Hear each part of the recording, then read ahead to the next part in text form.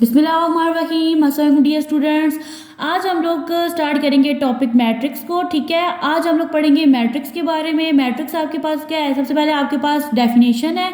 ठीक है, मैट्रिक्स की डेफिनेशन ये है कि आपके पास एक rectangular array of real numbers होते हैं। ठीक है, तो सबसे पहले मैं आपको बताती हूँ कि एरे का मतलब क्या है। एरे का मतलब ये होता है कि आपके पास ना कुछ नंबर्स हैं, ठीक है, वो अरेंज फॉर्म में लिखे हुए हैं। आपने उन नंबर्स को अरेंज करके लिखा हुआ है। ठीक है, अब नेक्स्ट बात आती है आपके पास रियल नंबर्स की। तो देखिए आप लोग 6-7 में पढ़ चुके हो रियल नंबर्स क्या होते हैं आपके पास। जैसे 1 हो गया, 0, 2, 3, 4, तो ये सारे आपके पास क्या है? रियल नंबर्स हैं। ठीक है, तो आपके पास जो मैट्रिक्स होता है ना, ठीक है, उसमें आप लोगों ने रियल नंबर्स को क्या किया हुआ होता है? अरेंज करके लिखा हुआ होता है।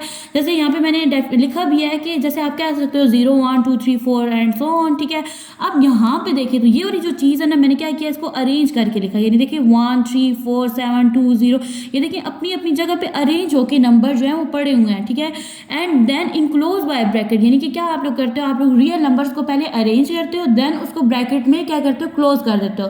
और ब्रैकेट कौन सी होती है आपके पास? स्क्वायर ब्रैकेट होती है। ठीक है, तो ये वाली जो फॉर्म होती है उसको हम लोग क्या कहते हैं? ये हमारे पास क्या है? मैट्रिक्स है। जैसे देखिए आपके पास एक एग्जांपल है, जिन नंबर्स को मैंने अरेंज करके लिखा था ना, उन्हीं को मैंने मैट्रिक्स बना के लिखा। ठीक है, हमारे पास 2 कंडीशन थी। नंबर आपके पास रियल नंबर जो है वो अरेंज होने चाहिए। ठीक है, और सेकंड ये थी कि उनको आप लोगों ने स्क्वायर ब्रैकेट के अंदर क्या कर देना है? क्लोज करके लिख देना है। तो यहाँ पे देखिए तो हमने क्या किया कि हमारे पास कुछ रियल नंबर्स थे, उनको हम लोगों ने स्क्वायर ब्रैकेट की फॉर्म में क्लोज करके लिख दिया। यह हमारे पास क्या बन गया? मैट्रिक्स बन गया। ठीक है, यहाँ पे मैं आपको एक और बात बताती चलूँ कि यहाँ पे आपके पास ना मैट्रिक्स में स्क्वायर ब्रैकेट के अंदर जो नंबर अरेंज फॉर्म में लिखे हुए हैं ना, रियल नंबर्स, ठीक है, तो मैट्रिक्स में हम लोग इनको एंट्रीज बोलते हैं। देखिए आपके पास फर्स्ट एंट्री है, ये सेकंड, ये थर्ड, ठीक है, ये आपके पास 4 है, ये 5 है, ये 6 है। तो इसके अंदर कितनी एंट्रीज है? 6 एंट्रीज हैं। यहाँ पे देखिए तो यहाँ पे आपके पास ये मैट्रिक्स है, यहाँ पे भी आपके पास अरेंज फॉर्म में लिखा हुआ है, और इसके अंदर कितनी एंट्रीज है? 1, 2, 3 एंड 4 एंट्रीज है।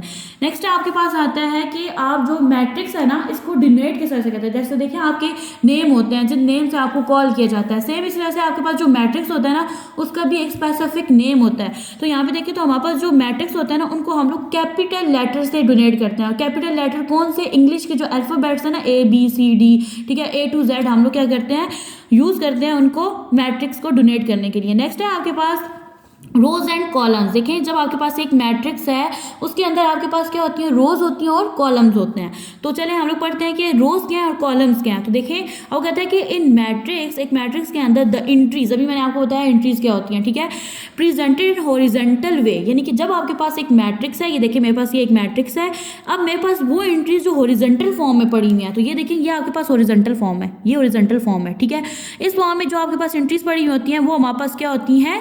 रोज, उनको हम लोग क्या बोलते हैं? रोज। तो यहाँ पे देखें ये आपके पास क्या हॉरिजॉन्टल फॉर्म में लिखी हुई है, ये भी हॉरिजॉन्टल फॉर्म में पड़ी हुई है एंट्रीज। ठीक है, तो ये इसको हम लोग कहेंगे, ये हमारे पास है रो 1 और इसको हम लोग कहेंगे रो 2। ठीक है, तो आप लोगों ने क्या सीखा कि वो वाली एंट्रीज जो हॉरिजॉन्टल फॉर्म में लिखी होती हैं वो आपके पास क्या होती हैं? रोज होती हैं।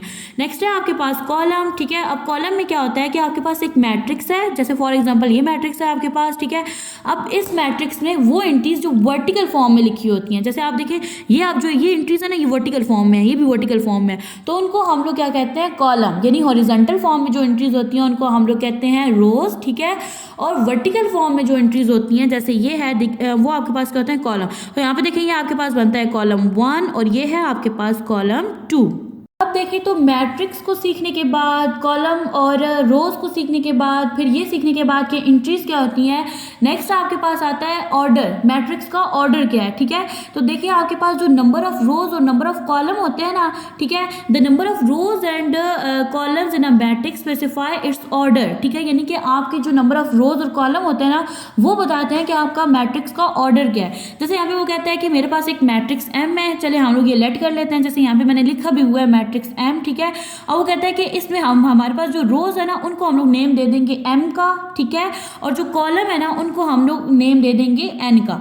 तो कहता है कि जो ऑर्डर होगा वो हमारा क्या बन जाएगा? M/N। यहाँ पे आप लोग को एक बात याद रखनी है कि जब भी आप लोग ऑर्डर लिखते हो ना, तो आप लोग रोज को पहले लिखते हो और कॉलम को बाद में लिखते होते हो। ठीक है, अब यहाँ पे इसने आपको समझाने के लिए क्या लिखा है कि आपके पास एक मैट्रिक्स है, हम लोग उसको नेम दे देते हैं M का। ठीक है, एक मैट्रिक्स है, उसको मैंने नेम दे दिया M का।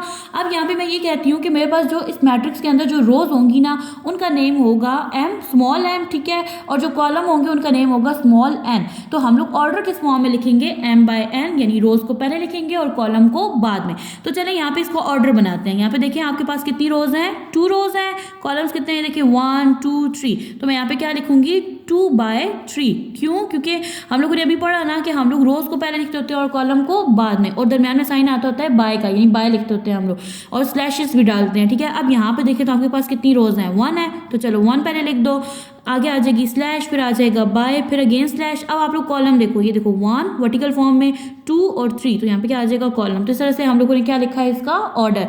नेक्स्ट देखिए तो आपके पास है मैट्रिक्स बी, ठीक है। मैट्रिक्स के स्पेसिफिक नेम होते हैं, जैसे यहाँ पे मैंने इसको एम का नेम दिया, यहाँ पे पी का, और यहाँ पे मैंने कौन सा नेम दिया, बी का। यहाँ पे देखिए तो आपके पास क्या है, रो 1 रो 2 रो 3, तो मैंने यहाँ पे क्या लिख दिया, 3/बाय, ठीक है, बाय। अब हम लोग पहले रोज के बाद फिर क्या लिखते होते हैं, कॉलम्स। तो कॉलम यहाँ पे कितने हैं, वर्टिकल फॉर्म में। कॉलम्स हमेशा कौन सी फॉर्म में होते हैं, वर्टिकल फॉर्म में। तो यहाँ पे कितने कॉलम्स हैं, 1। तो यहाँ पे मैंने क्या किया, इन तीनों मैट्रिक्स का ऑर्डर लिख दिया, ठीक है।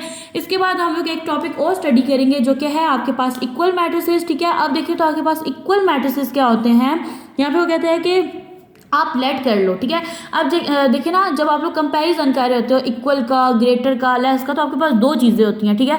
तो अब यहाँ पे कहता है कि आप ये लेट कर लो कि आपके पास 2 मैट्रिसेस है, एक का नेम है ए और दूसरे का नेम है बी, ठीक है। अब वो कहता है कि ए जो है ना वो इक्वल कब होगा बी का, बी के इक्वल कब होगा। वो कहता है कि हम लोग यहाँ पे कहेंगे कि हमारा जो ए मैट्रिक्स है वो इक्वल है बी के, ठीक है। तो इसको डिनोट किस तरह से करेंगे कि पहले आपके पास ए आ जाएगा, दरम्यान में साइन आ जाएगा इज इक्वल का, क्यों, क्योंकि ये दोनों आपस में क्या है, इक्वल है। अब देखिए तो इसके लिए आपके पास 2 कंडीशंस हैं, यानी कि दोनों मैट्रिक्स जो है ये इक्वल तब भी हो सकते हैं जब ये 2 कंडीशन जो है वो अपनी क्या करेंगे, कंप्लीट करेंगे। पहली कंडीशन क्या है कि जो ऑर्डर है ना, जैसे अभी मैंने आपको सिखाया ऑर्डर किस तरह से लिखते हैं, पहले रोज को और फिर कॉलम को। सबसे पहले दोनों मैट्रिक्स का ऑर्डर सेम होना चाहिए, ठीक है। The order of A is equal to the order of B. Next आपके पास कंडीशन ये है कि जो उसके अंदर कॉरस्पॉन्डिंग एलिमेंट्स हैं या जो इंट्रीज हैं वो भी क्या होनी चाहिए, सेम होनी चाहिए। चलिए मैं आपको एग्जाम्पल से समझाती हूँ। अब देखिए तो आपके पास यहाँ पे है मैट्रिक्स ए, नेक्स्ट है मैट्रिक्स बी, ठीक है।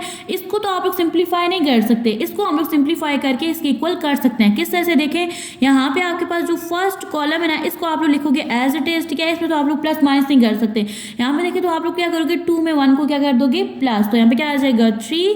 अब यहाँ पे देखिए दोनों के दरमियान साइन कौन सा है, माइनस का, 4 में से 2 को माइनस कर देंगे तो हमारे पास क्या आ जाएगा 2।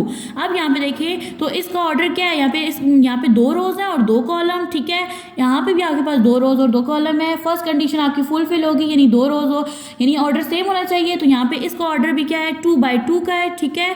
और यहाँ भी ऑर्डर जो है वो आपके पास क्या है, 2/2 का है। नेक्स्ट कंडीशन ये थी कि इसके अंदर जो एंट्रीज है ना वो भी सेम होनी चाहिए। देखिए यहाँ पे फर्स्ट एंट्री 1 है, यहाँ पे भी 1, सेकंड एंट्री 3 है, 3, ठीक है, -4 2 एंड 2। तो इस तरह से क्या हुआ कि आपके दोनों मैट्रिसेस जो है वो क्या इक्वल है, मैट्रिक्स ए जो है वो इक्वल है मैट्रिक्स बी के। तो हम लोगों ने स्टडी किया इक्वल मैट्रिक्स को। थैंक्स।